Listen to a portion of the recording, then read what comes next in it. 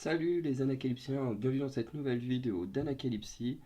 Donc voilà, je vais parler qu'une voix un peu cassée parce que voilà, je suis à nouveau malade, hein. Ça risque d'arriver beaucoup pendant l'hiver, d'avoir des vidéos avec ma voix un peu déformée, mais voilà, c'est comme ça.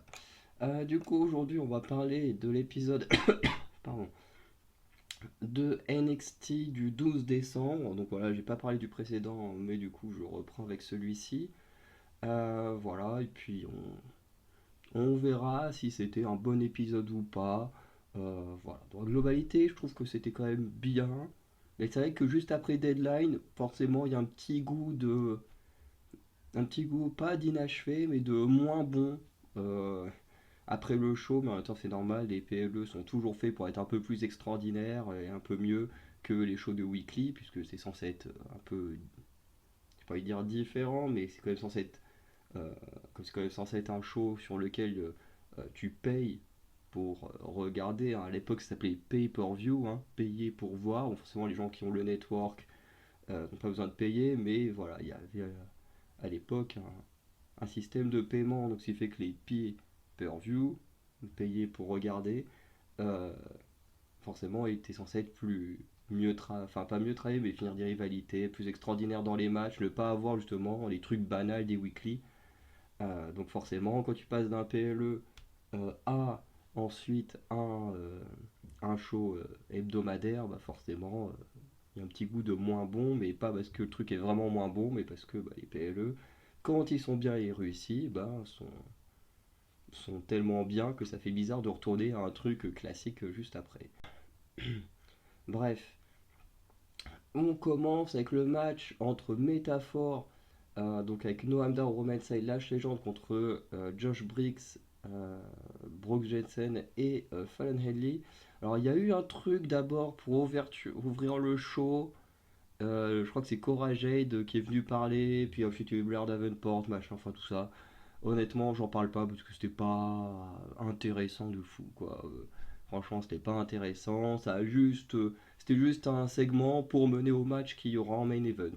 C'est tout, quoi. C'était pas dingue, dingue, honnêtement, comme moment. Bref. Le match en 3 contre 3 lui était plutôt sympa.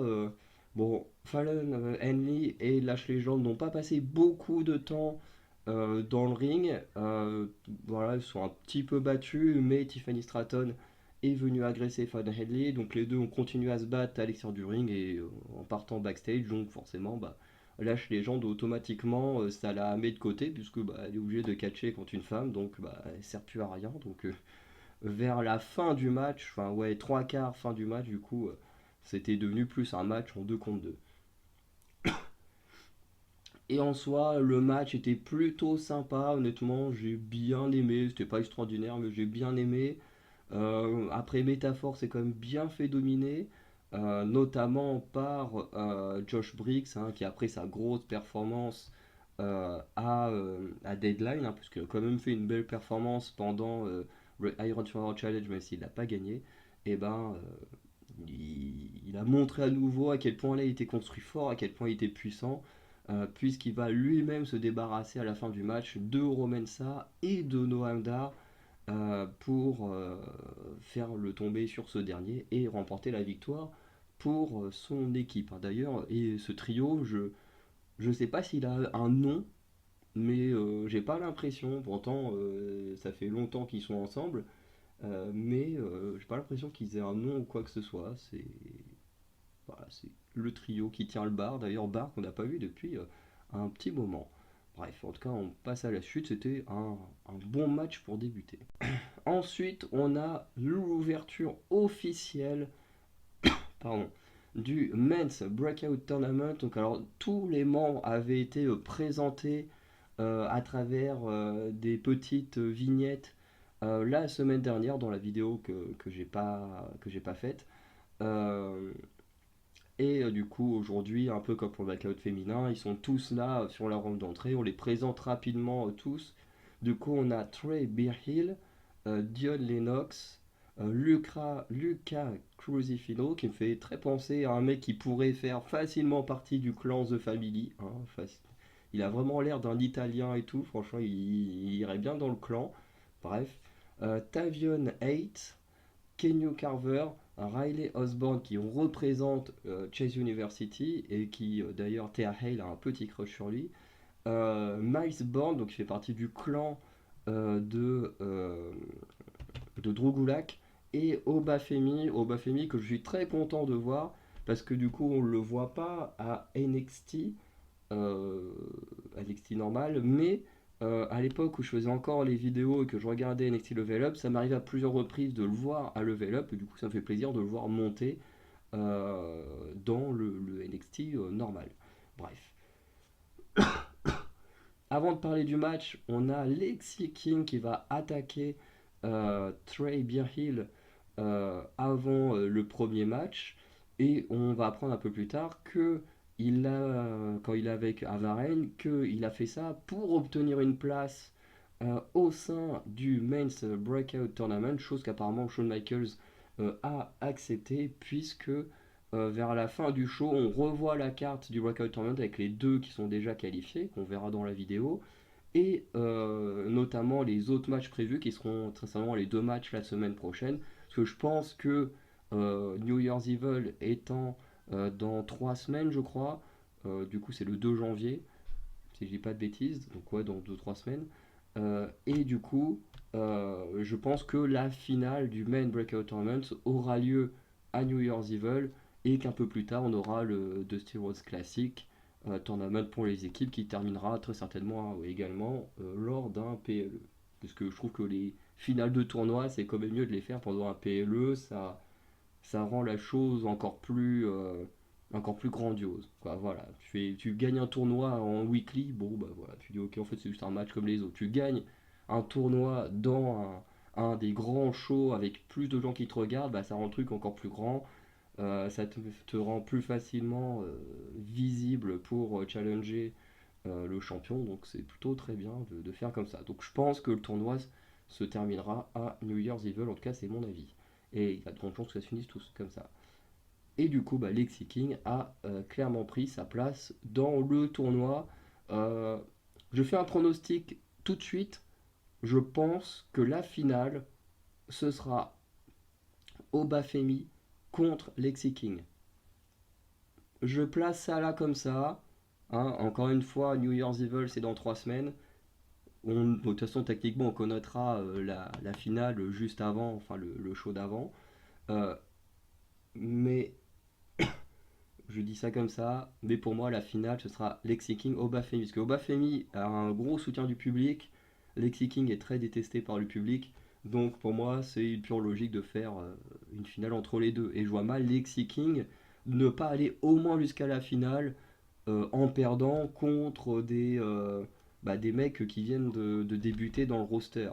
En sachant que lui, ça fait pas longtemps qu'il est là, mais il a quand même le nom, la carrure qui fait que voilà, il est bien positionné contrairement aux autres. Et Obafemi, il aura une bonne popularité, hein, voilà. Je pense que lui, il peut accéder à la finale. Enfin, en tout cas, c'est mon avis. Voilà. Du coup, pour le match, j'ai été au début un peu déçu, puisqu'on a commencé avec Miles Bourne contre Obafemi, et j'étais pas déçu du match en lui-même, le match était bon, mais j'étais un peu déçu qu'on commence par les deux que techniquement on connaît tous déjà. Parce que Miles Bourne, ça fait plusieurs semaines qu'on le voit dans le clan de Drew Gulak, comme je le disais un peu plus tôt, et Obafemi, pour ceux qui regardent Level Up ou qui regardaient Level Up il y a à peu près un an, bah, on le voyait pas mal du côté euh, de Level Up. Après, j'avoue que j'ai arrêté de regarder Level Up depuis un petit moment, donc je sais pas s'il y était encore ou si ça a continué et tout. Mais en tout cas, euh, moi je le connaissais déjà. Donc je m'étais dit, on a un tournoi avec plein de nouveaux et juste deux mecs que je connais. Et forcément, on commence avec les deux mecs que je connais, alors que moi je veux juste découvrir les autres. Enfin, même si mon plus gros soutien il va du côté d'Obafemi, hein, c'est celui que j'ai le plus envie de voir gagner le tournoi. Mais en même temps, bah, j'avais très envie de voir les nouveaux. C'est un peu le but du Breakout Tournament, c'est de présenter des nouveaux noms, des nouvelles personnes qui pourraient devenir des gros noms de NXT dans l'avenir. Donc forcément, j'ai plus un attrait pour ceux-là que pour ceux que je connais déjà. Même si mon soutien pour l'instant va à Obafemi. Du coup, le match en vrai, il était plutôt sympa. Euh, on a eu un match plutôt classique, hein, il n'y a pas eu de choses hyper impressionnante, même si Obafemi nous a plusieurs fois démontré sa puissance, hein, notamment à un moment où il va faire voler Miles Burns, notamment en partant dans les cordes et en le poussant comme ça. Alors je sais plus si c'est lui ou Kenny Carver dans le match, ou en tout cas, parce que les deux se ressemblent beaucoup physiquement, je trouve. Ils ont exactement le même style et tout, donc c'est un peu perturbant. Euh, Sauf qu'il y en a un qui est aimé et l'autre qui est pas aimé du public, donc comme ça, c'est fait. Euh, et et qu'est-ce que je voulais dire? Oui, Obafemi va remporter le match avec une puissante powerbomb qui l'accompagne bien jusqu'au sol. Voilà, après il y a eu quelques petites approximations par moment, alors surtout pour en faire le tomber à un moment donné, où Obafemi, je crois que c'est lui qui n'arrivait pas à prendre la jambe de son adversaire, mais bon, de toute façon, tant que t'es dessus, le tomber il compte. Mais bon, le match était bien, franchement. Je suis content qu'Obafemi soit passé parce que, comme je disais, pour l'instant, mon soutien il va à lui. Après, je soutiendrai peut-être un ou deux autres catcheurs en fonction de ce qu'on verra parmi les autres. Ensuite, on a un Open Challenge de Dragon Lee, puisque au micro de la nouvelle intervieweuse, enfin nouvelle intervieweuse qui était, je crois, dans le roster principal avant, et maintenant que Mackenzie a été viré à NXT, il faudrait que je récupère son nom pour à chaque fois de ne pas l'appeler l'intervieweuse, parce que c'est quand même pas très très respectueux. Mais du coup, Dragon Lee va annoncer euh, qu'il veut être un champion comme Wesley, et notamment défendre régulièrement son titre, voilà, être un champion combatif. Du coup, il propose un Open Challenge et c'est Tyler Bate qui va y répondre. Et au vu de tous les matchs qu'on a eu dans la soirée, c'est sûrement le meilleur match de la soirée. Franchement, le Tyler Bate Dragon Lee, je m'y attendais pas du tout. En plus, c'est quand même deux faces qui s'affrontent, qui se respectent. Et le match était vraiment très très bon. Moi, j'ai beaucoup aimé. On a eu des très belles near fall. Il y a un ou deux moments où tu t'es dit, oula, ça peut partir à tout moment. Notamment, on a Tyler Bate. Je me demande si c'est pas sur sa close line qu'il a failli remporter le match. Et pareil pour Dragon Lee, sur différentes techniques, il a failli l'emporter. Euh, mais voilà. Après, c'était quand même un match assez classique chez les deux, hein. Les deux ont fait leur trading mark et voilà. Donc, match plutôt classique. Mais en même temps, les matchs classiques de ces deux mecs-là, en général, sont très bons. Donc, le match était très bon. Voilà. Moi, s'il y a un match que je conseille de cette carte, c'est clairement cette défense de titre de Dragon Lee, qui du coup va conserver son titre grâce à son finisher, je sais pas comment il s'appelle, où il tourne à moitié sur son adversaire, ensuite il l'attrape au niveau de la tête et il se balance en arrière, un peu comme un River DDT. Bref, moi j'appelle ça un peu le Tornado River DDT, mais je pense que ça a réellement un nom cette prise, mais comme je le connais pas, il y a de chances que je l'appelle souvent comme ça jusqu'à ce que je connaisse le nom de cette prise. Bref, en tout cas, prise qu'il fait régulièrement pour terminer ses matchs. Et du coup, il conservera son titre comme ça. Avant d'être challengé par le clan de Drugulak. Du coup, la semaine prochaine, Dragoney défendra à nouveau son titre, mais on ne sait pas encore contre qui. Ensuite, on a Dijak contre Eddie Thorpe, qui avait été annoncé lors de Deadline. Et il n'y aura pas réellement de match. Déjà, les deux hommes vont s'attaquer avant que le match commence. On va se pousser dans les escaliers et tout. D'ailleurs, je pense que c'est à ce moment-là que Dijak va s'ouvrir à la tête, puisqu'on va le voir saigner à la tête. Et les deux hommes vont vraiment y aller fort, puisque Dijak va détruire la troisième corde, hein. Franchement, je sais pas trop comment il a fait, mais la troisième corde va se péter. Je pense que j'étais en train de prendre des notes et d'un coup j'ai vu qu'il n'y avait plus de troisième corde. Je fais what? Et ensuite, Dijak va juste détruire Eddie Thorpe avec en gros avec le coin de riz qui normalement est enfoncé dans le poteau. Là, tu as une barre, une tige en métal qui est enfoncée dans le poteau pour que le coin y tienne. Et bah, du coup, il a tabassé Eddie Thorpe avec ça. Euh, voilà, du coup, Eddie Thorpe, techniquement, on remporte le match par disqualification. Et normalement, Eddie Thorpe va être écarté des rings pendant un petit moment pour vendre sa blessure. Et il y a des grandes chances que cette rivalité d'Hijack et d'Itorp se termine soit à New Year's Evil, soit, comme j'ai dit, prochainement, il y a un PLE qui a été annoncé lors de Deadline qui s'appellera Vengeance Day. Donc, Vengeance Day, je pense, c'est le meilleur moment pour conclure des rivalités telles que Nikita Lyons, Blair Davenport ou encore Eddie Thorpe, Dijak. Après, encore une fois, c'est juste mon humble avis. Et ensuite, on a le match de main event, même s'il y a un segment main event après, mais techniquement, on est dans le dernier match de la soirée, avec Lyra Valkyria et Nikita Lyons, hein, qui suite à l'altercation en début de show, où en gros, c'est simple. Cora Jade est venue au ring pour parler. Ensuite, Lyra Valkyria est venue pour la, pas la challenger, mais voilà, la stopper et voilà.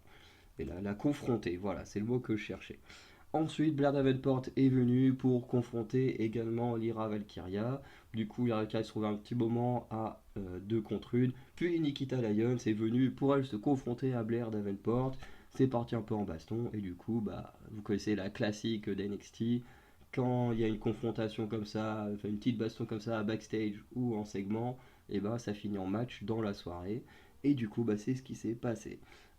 Du coup, Lyra Valkyria, Nikita Lyons, c'est une équipe qui me plaît pas tant que ça. Hein. Honnêtement, Lyra Valkyria, je l'aime beaucoup. Hein. J'aime beaucoup Lyra Valkyria, mais Nikita Lyons, c'est un peu méchant la façon que je vais le dire, mais c'est pas contre elle. Mais pour l'instant, j'en ai rien à faire de cette catcheuse. Parce que bah, elle s'est blessée peu de temps après que moi j'ai commencé à NXT. Et en plus, dans son duo avec Zoe Stark, bah, j'adorais Zoe Stark, du coup, bah, ça faisait beaucoup d'ombre à Nikita Lyons. Et ensuite, bah, on a eu Nikita de blessé et qui est revenu uniquement maintenant, parce que c'était une blessure au genou, je crois, donc il met beaucoup de temps à guérir. Et ce qui fait que là, elle revient, on la place assez haut dans la carte, ce qui ne m'étonne pas, parce que c'est quand même un nom qui était déjà bien à NXT. Mais comme moi, je la connais quasiment pas, bah, en fait, je m'en fiche un peu. Et j'ai besoin d'apprendre à connaître la catcheuse avant. Ou alors il aurait fallu que son personnage soit hyper intéressant, ce qui du coup n'est pas le cas. Hein. Je suis désolé s'il y a des fans de Nikita Lyons, mais elle n'a pas de personnage intéressant.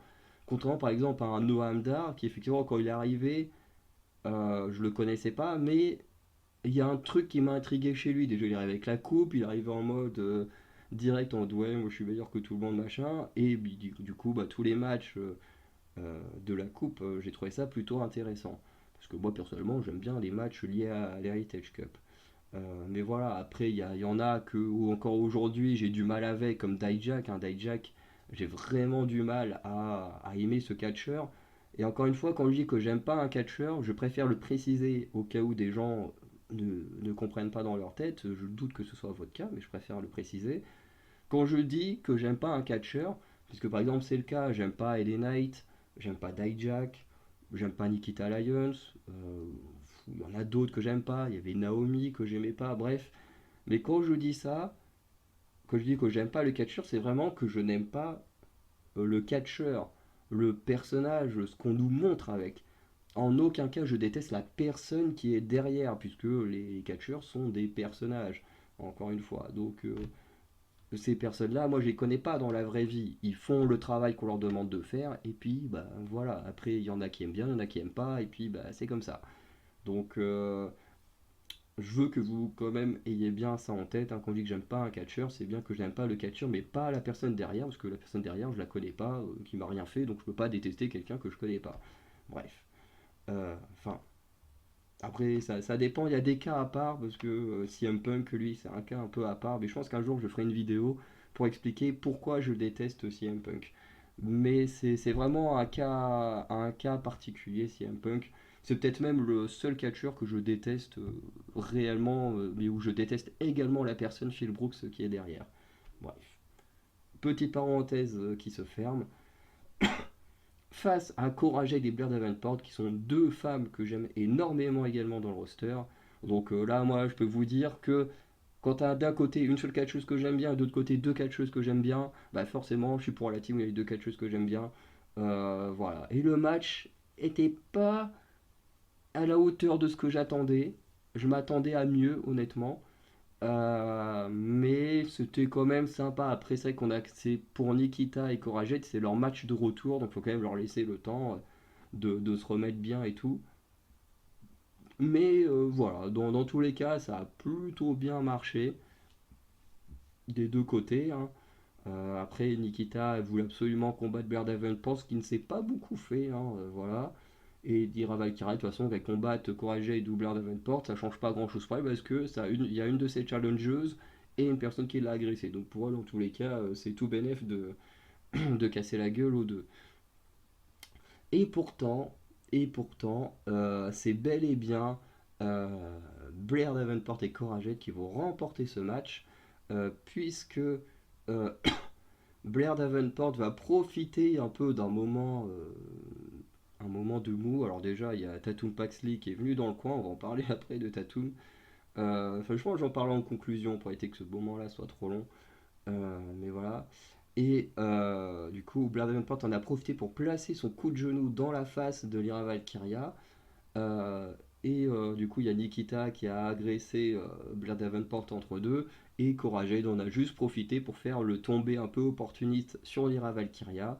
Et ce qui fait qu'on a une victoire des Heels euh, sur les Faces. Donc c'était plutôt un finish intéressant. En plus, après, on a Tatum Paxley qui est clairement venu au ring, qui fait peur comme il n'y a pas à Lyra Valkyria. Et franchement, j'aime beaucoup ce qu'ils font avec Tatum.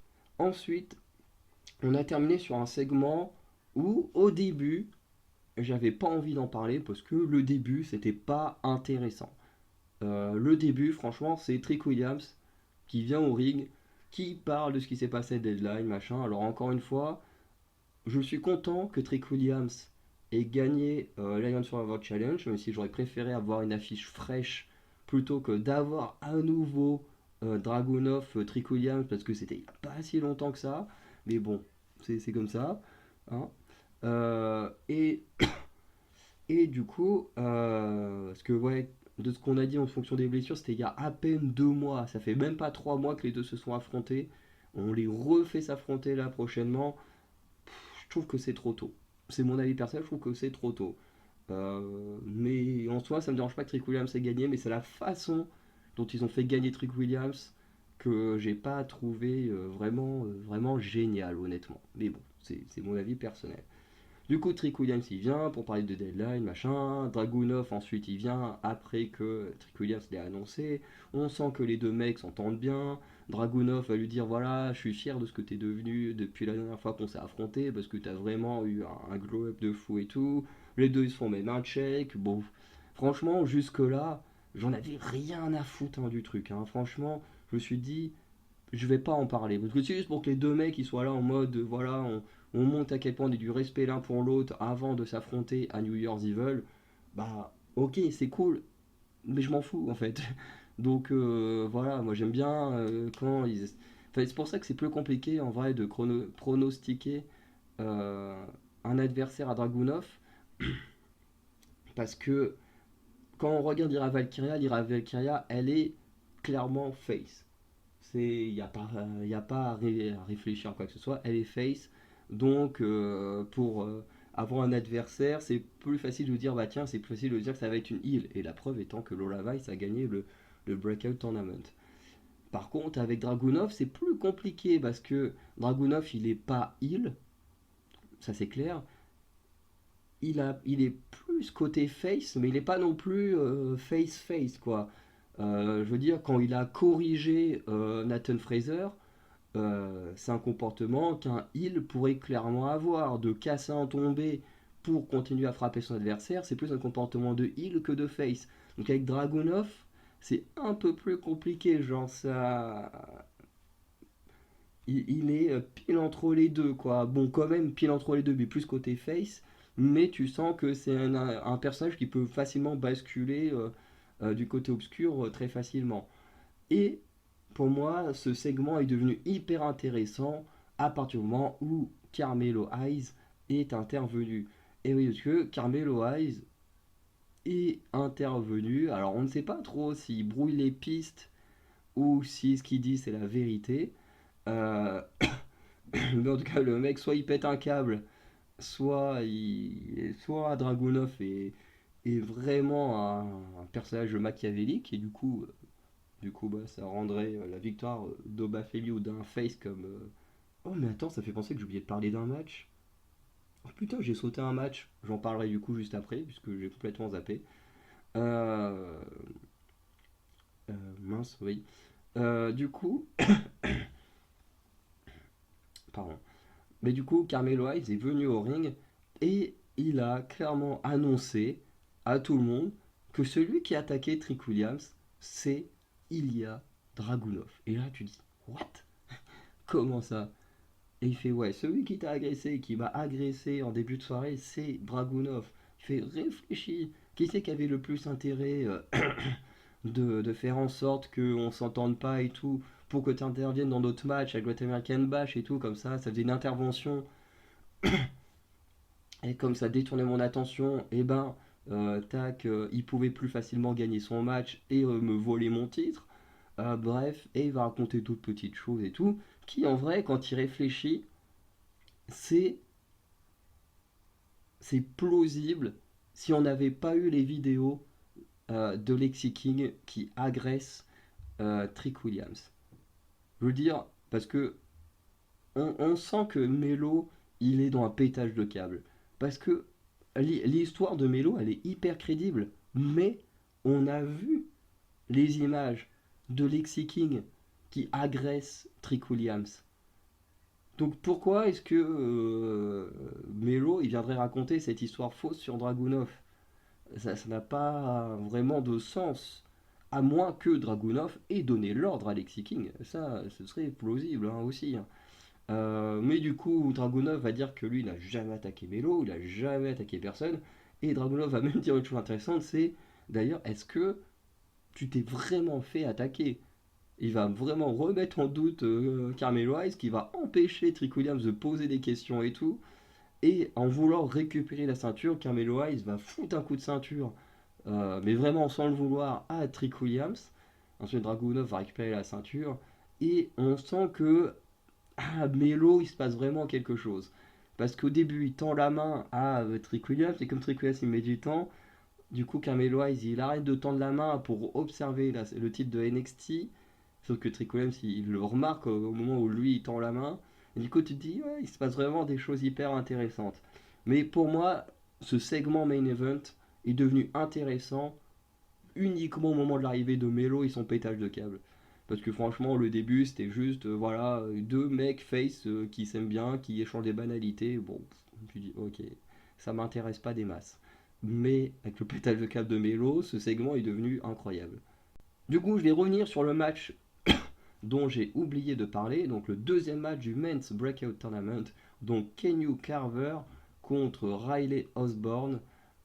Donc on a d'un côté une force de la nature contre un membre de la Chase University. D'ailleurs, tu regardes comme ça, tu dirais pas qu'il vient de la Chase University dans sa tenue. Voilà, on a Thea Hale et Jessie Jane qui étaient dans le public à observer son match. Et le match était plutôt cool parce que tu avais un géant, un mec en mode puissant, et il y a un gars plus léger, plus voltigeur, plus rapide et tout. Franchement, ça combinait très bien, je trouve. Euh, le combat était sympa. Honnêtement, j'ai préféré le premier, mais on avait deux gars un tout petit peu plus expérimentés. Mais ce match-là était bien aussi. On a une victoire surprenante, j'ai trouvé, de Riley Osborne. Je sais plus comment il met son adversaire à terre, mais avec le Shooting Star Press, ou qui est une sorte de salto arrière de la troisième corde, euh, voilà, qui était le finisher d'Evan Bourne quand il était encore à WWE il y a longtemps. Alors c'est peut-être encore son finisher s'il catch encore dans une autre compagnie, hein, ça, je sais pas. Euh, mais voilà. Et non, c'est peut-être aussi le finisher de Ricochet. Non, Ricochet, c'est pas ça. Non, Ricochet, je crois que c'est un 450 splash ou senton. Oh, je sais plus quoi le finisher de Ricochet. Bref, en tout cas, c'est un truc de voltige que moi j'aime bien. Donc, pour l'instant, Riley Osborne, je l'aime bien. Peut-être pas mon favori du tournoi, mais j'aime bien Riley Osborne. Il dégage un truc sympa. En plus, ce qui est bien, c'est que Riley Osborne, ils l'ont tout de suite construit avec Thea Hale et Jessie Jane, puisque Thea Hale, elle vient en mode hey, enfin, essayer de lui parler et tout. On comprend du coup que Thea Hale est intéressé par Riley Osborne. Donc, ce qui lui donne tout de suite la sympathie, puisqu'il est très aimé. Enfin, Thea Hale est très aimé par le public, donc automatiquement, le fait que Thea Hale l'aime bien, bah, ça crée un lien et tout. plus il catche bien, physiquement il a l'air plutôt sympathique. Donc automatiquement ça lui donne plus facilement des faveurs de la foule. Bon, je pense que la semaine prochaine, Lexi King va gagner pour se retrouver face à lui plus tard. Euh, donc il va avoir du sacré travail. Mais je trouve qu'il a cet avantage euh, d'être lié à un clan ou du moins à d'autres personnes. Là où Obafemi, Kenyu Carver, eux n'étaient liés à personne, donc devront se débrouiller pour construire un personnage. Du coup, Riley Osborn et Miles Bourne, du coup, eux ont tous les deux l'avantage d'être liés à d'autres personnes et du coup à plus facilement se construire un personnage. Donc on verra quand la compagnie construira les autres par la suite. Même si pour le cas de Luca Crusifino, je pense qu'il y a peu de doute pour que lui, sa construction se fasse du côté de The Family. Enfin, du moins, c'est ce que moi j'imagine. En tout cas, on va passer au preview puis la conclusion. Donc, suite à un segment backstage où justement Kiana James et Easy Dam vont se moquer du crush de Terre Hale, bah, ça finit forcément en match par équipe la semaine prochaine. Donc, Kiana James, Easy Dame contre Jessie Jane et Terre Hale, ça risque d'être plutôt sympa. On aura Tiffany Stratton contre Fallon Haley suite à l'agression de Stratton sur Fallon. Et on aura Dragon Lee contre un membre du clan Gulak pour le titre nord-américain. Donc c'est un peu la surprise pour l'Open Challenge pardon, de la semaine prochaine. Et on aura également un ou deux matchs du Breakout Tournament masculin la semaine prochaine. C'est sûr qu'on en aura au moins un, donc, mais je pense qu'on en aura au moins deux.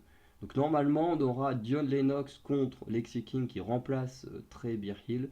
Et du coup, bah, Lucas Cruzifino contre Tavion Hates. Donc, ce qui déjà donnera très certainement des réponses sur le cas Lucas Cruzifino est-il lié à The Family ou non. Enfin, en tout cas, je suis peut-être le seul qui me pose la question, mais depuis la semaine dernière, quand j'ai vu sa présentation, avec son style, il me fait penser à un mec qui peut faire partie de The Family, donc j'ai envie d'y croire. Bref. Sinon, le show en lui-même était quand même plutôt bon. Encore une fois, passer après un PLE qui était très bon, c'est assez difficile. Mais je trouve que le show a quand même été bien. On a eu des bons matchs qui se sont produits. On a eu un gros cassage de gueule du côté de Dijak et D-Torp. On a la présentation du Breakout Tournament avec les premiers combats pour présenter les nouvelles futures stars dans quelques années de NXT et peut-être même encore quelques années plus tard euh, de la WWE, parce que c'est quand même le principe que ceux d'NXT plus tard finissent euh, dans les rosters principaux et deviennent les stars de demain. Sauf cas où ils se feraient virer et finiraient à la AEW, à Impact Wrestling, ou JPW, enfin bref, hein, tout peut se produire, on ne sait jamais. Euh, voilà. En tout cas, j'ai hâte de voir la suite, hein. Pour l'instant, le programme de la semaine prochaine me plaît plutôt bien. Voilà, hâte de découvrir du coup aussi les nouveaux catcheurs du Breakout Tournament, puisque là, ce sera à part Lexi King qui a volé la place de Trey Birhill, bah, ce sera quasiment que de la nouveauté. Donc j'ai hâte de voir ça, leur style de catch, leur personnage et tout. Donc hâte de voir le show de la semaine prochaine. Sinon, je vous souhaite une bonne soirée, je vous dis à très bientôt pour de nouvelles vidéos. Ciao tout le monde.